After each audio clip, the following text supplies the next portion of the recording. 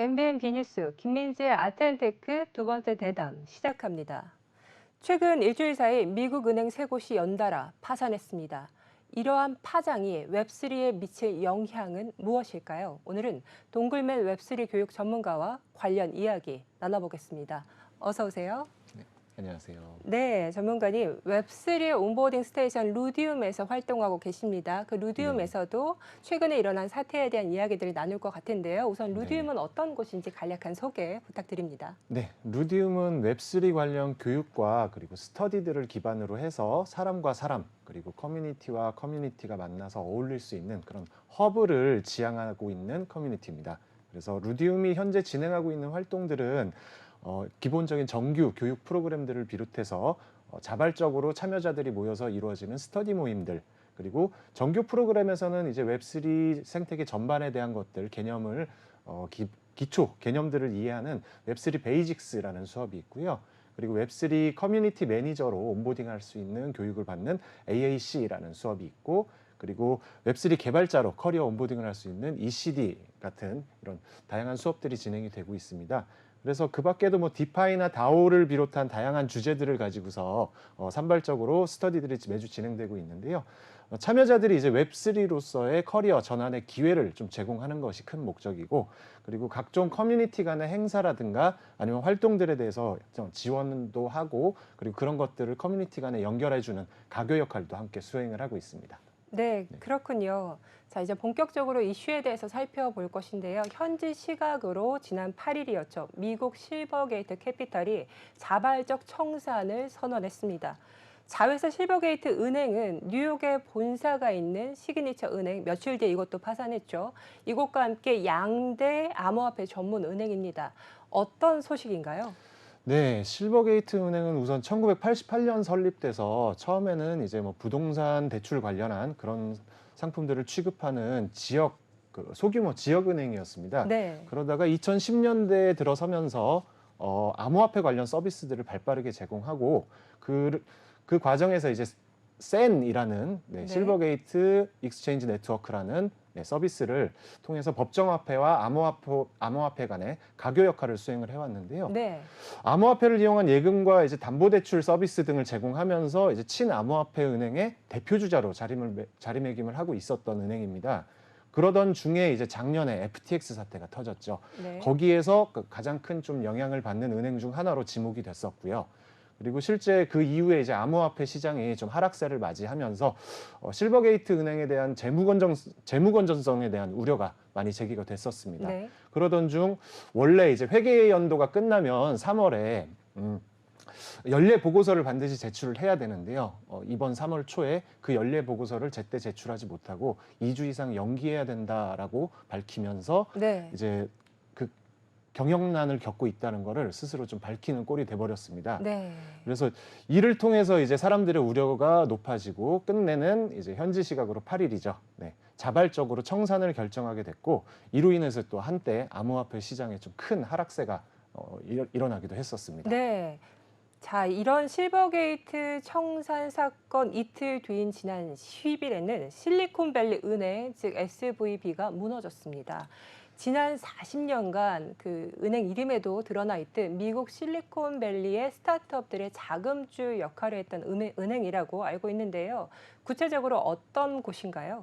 네, 실리콘밸리 은행은 1983년에 이제 설립한 기업 특화 금융입니다. 그래서 실리콘밸리 안에서는 가장 큰 은행이고요. 그리고 네. 미국의 5천 개가 넘는 은행들 중에서도 그 규모가 16번째로 큰 그런 은행인데요. 네.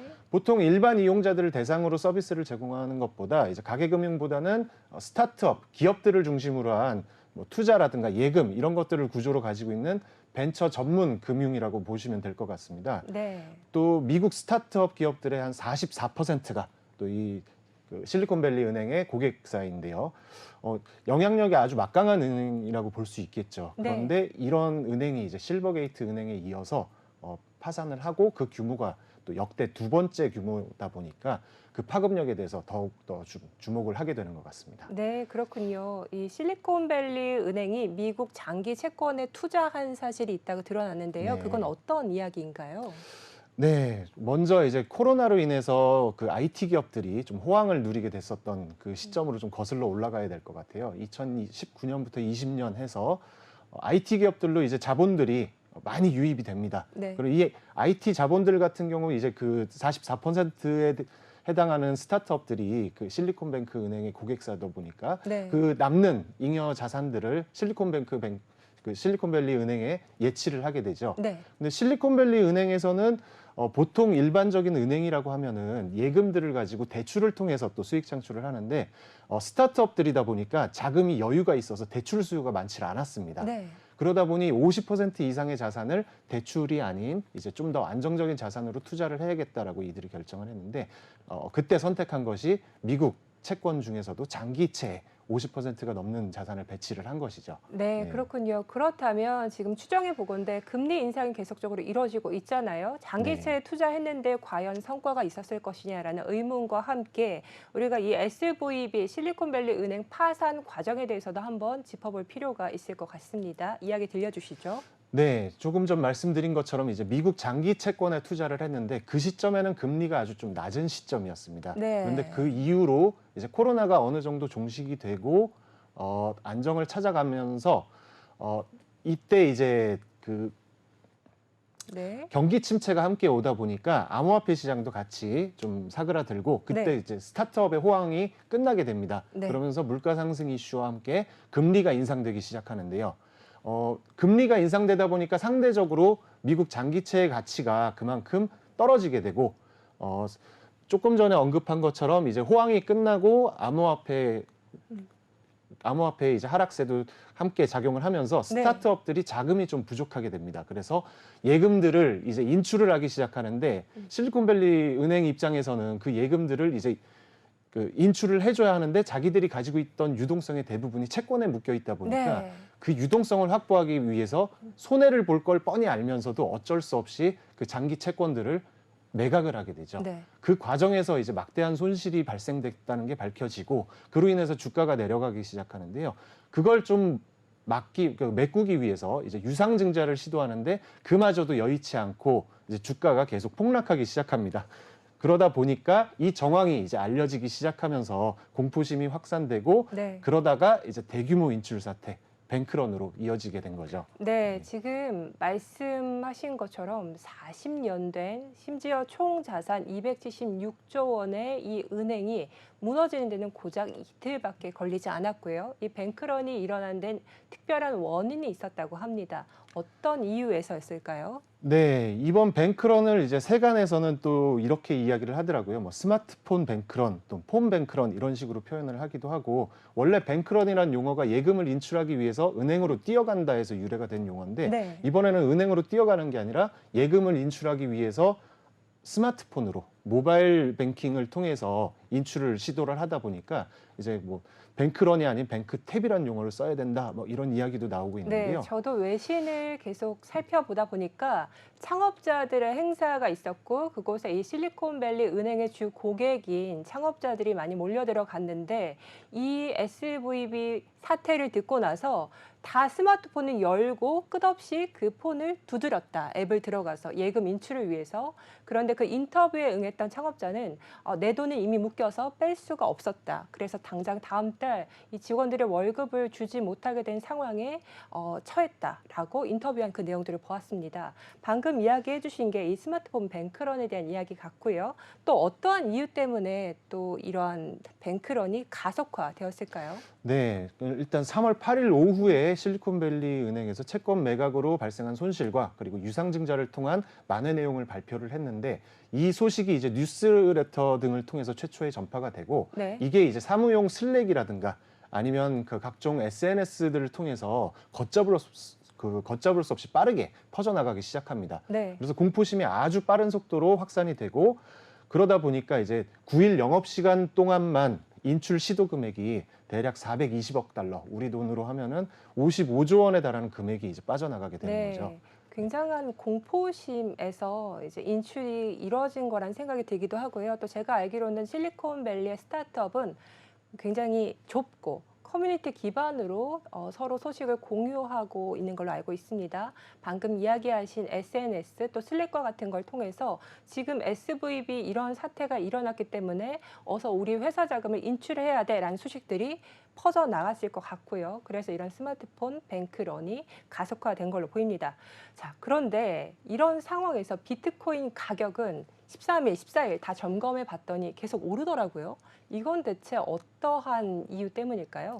네, 비트코인 가격이 역으로 좀 상승하는 이 현상에 대해서는 여러 가지 시각들이 존재하더라고요. 그 시각들에 대해서 좀 리서치를 해봤더니 크게 이제 한 4가지 정도로 압축이 됐습니다. 네. 우선 첫 번째로는 그 안전하다고 믿었던 그 중앙은행 시스템의 취약성을 이젠 인식했기 때문이라는 분석인데요. 네. 실리콘밸리 은행에 이어서 이제 시그니처 은행까지 파산하면서 중앙은행 시스템에 대한 신뢰성이 좀 위기감이 확산이 되고 그로 인해서 가상자산이 일종의 좀 피난처로 여겨지면서 그 중에서도 안정성이 높은 비트코인으로 매수세가 유입이 됐다라는 해석이 첫 번째였고요. 비트코인의 어떻게 보면 핵심 밸류, 가치라고 볼 수 있는 게 탈중앙성이잖아요. 그래서 이 중앙화 금융기관의 어떤 허점을 봤기 때문에 비트코인에 투자자들이 몰렸다라는 의견이 있다고 하셨고요. 또 어떤 의견들이 있었나요? 두 번째로는 이제 어제 오늘 좀 많이 대두되는 내용인데 숏 스퀴즈가 일조했다라는 견해가 있습니다.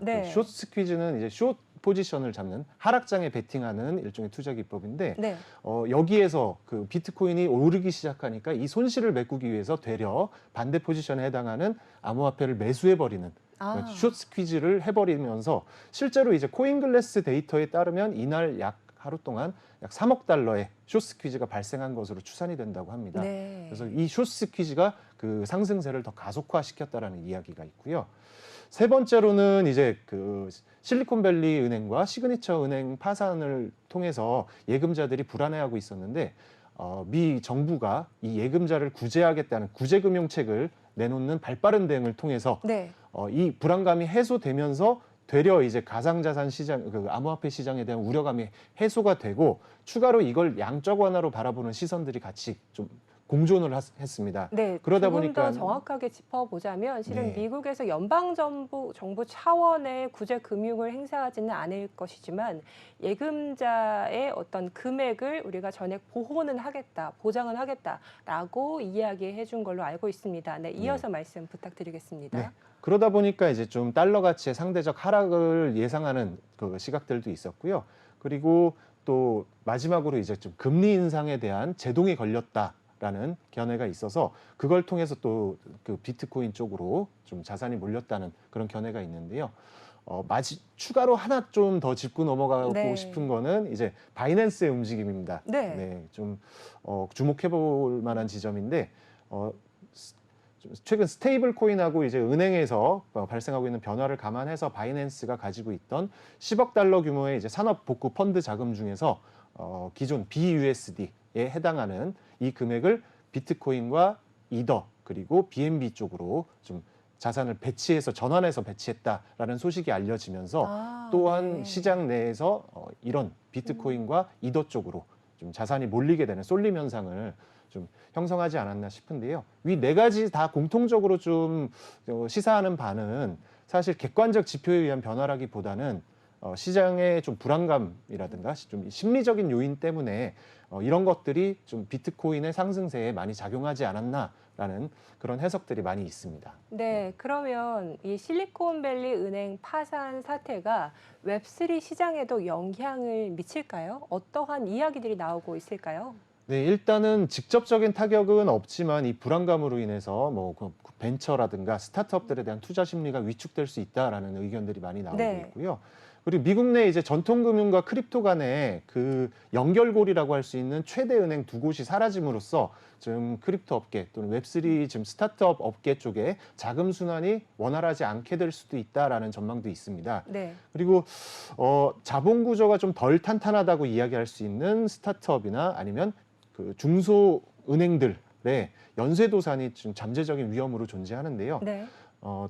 방금 말씀드렸던 것처럼 이제 폰 뱅크런처럼 온라인 뱅킹을 통해서 급속도로 이게 인출 사태가 발생했을 때 미처 대응할 시간도 없이 이게 뱅크런으로 치달을 수 있는 그런 위험들도 있고요. 네, 지금 화면에 보이고 있는 것이 코인 마켓캡의 그 USDC가 폭락했던 순간 지표인 것 같습니다. 이 네, 설명도 맞습니다. 부탁드리겠습니다. 네, 스테이블 코인이 이제 일시적으로 좀 디패깅 현상이 발생이 됐었습니다. 네. 그래서 이 스테이블 코인 지금 나오는 이제 그 USDC 같은 경우는 서클이라는 곳에서 발행한 스테이블 코인 중에 하나인데요. 네.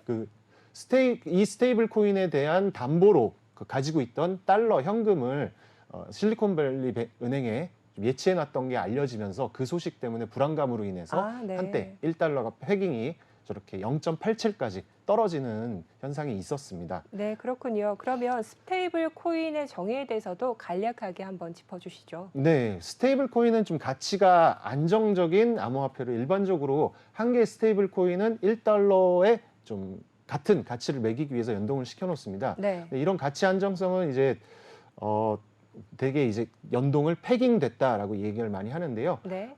암호화폐의 특성상 이제 좀 가치 변동성이 크다 보니까 좀 안정적인 상용화를 위해서 좀 등장한 것이 바로 스테이블 코인이라고 볼 수 있겠고요. 네, USDC가 있고 또 다이, 메이커다오가 만든 다이가 있는 걸로 알고 있는데요. 네. 어떤 차이가 있나요? 네, 보통 이런 그 가치 안정성을 위해서 실제 가치를 가지고 있는 자산을 담보로 매겨놓는데 법정화폐, 특히 US 달러를 담보로 매겨놓은 그런 스테이블 코인 대표적인 것들이 테더와 그리고 네. 지금 서클에서 발행한 USDC가 있고요.